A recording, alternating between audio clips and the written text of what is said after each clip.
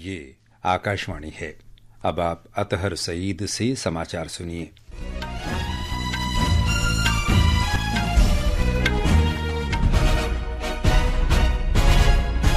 प्रधानमंत्री नरेंद्र मोदी ने आज रक्षा मंत्री राजनाथ सिंह के साथ नई दिल्ली में बैठक की।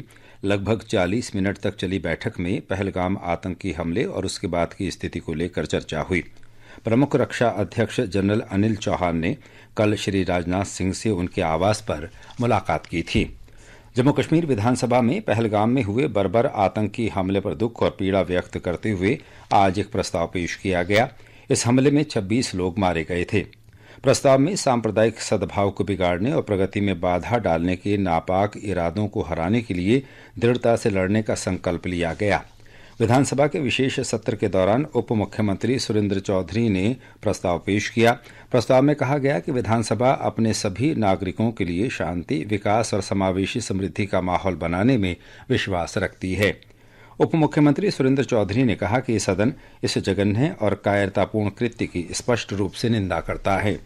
मुख्यमंत्री उमर अब्दुल्ला ने कहा कि सदन ने उन लोगों के प्रति गहरी संवेदना व्यक्त की है जिन्हें अपूर्णीय क्षति हुई है। भारत ने पहलगाम आतंकी हमले को लेकर भ्रामक सूचना फैलाने के लिए डॉन न्यूज, समा टीवी, आरए न्यूज और जियो न्यूज सहित 16 पाकिस्तानी यूट्यूब चैनलों पर प्रतिबंध लगा दिया है।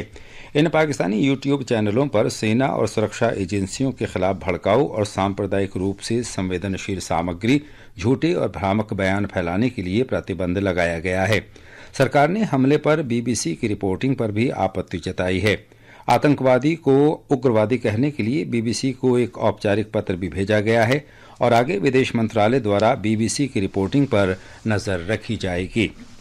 पहलगाम आतंकी हमले के बाद महाराष्ट्र से पाकिस्तानी नागरिकों को वापस भेजने की प्रक्रिया जारी है। मुंबई पुलिस ने अल्प अवधि वीजा पर मुंबई में रह रहे 17 पाकिस्तानी नागरिकों को वापस भेज दिया है। पुलिस के मुताबिक उल्हासनगर में फिलहाल 17 पाकिस्तानी नागरिक अल्प अवधि वीजा पर रह रहे हैं। उन्हें 28 अप्रैल तक भारत छोड़ने का आदेश दिया गया है। भारत और फ्रांस के बीच 26 राफेल मरीन लड़ाकू विमानों की खरीद के लिए रक्षा सौदे पर हस्ताक्षर हुए।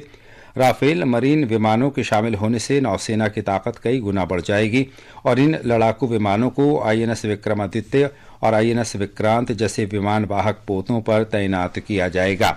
राफेल उन्नत हथियार प्रणालियों और मिसाइलों से लैस होगा।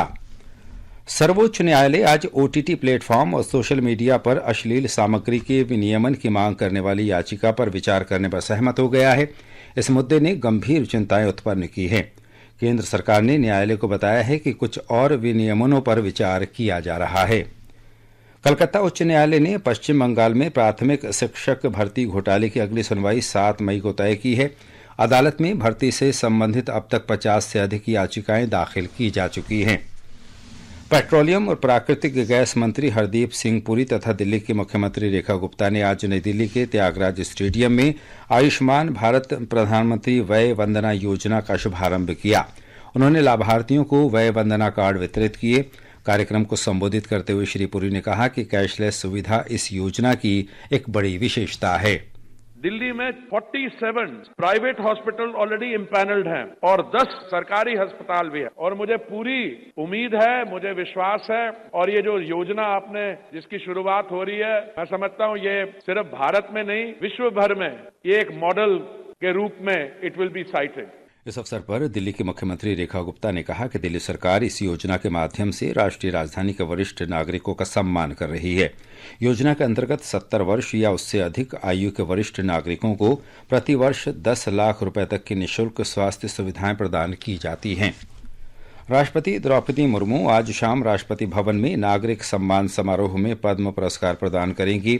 कला, समाज सेवा, जनहित कार्य, विज्ञान और अभियांत्रिकी, व्यापार तथा उद्योग, चिकित्सा, साहित्य तथा शिक्षा, खेलकूद और लोक सेवा सहित विभिन्न क्षेत्रों में ये सम्मान दिया जाता है।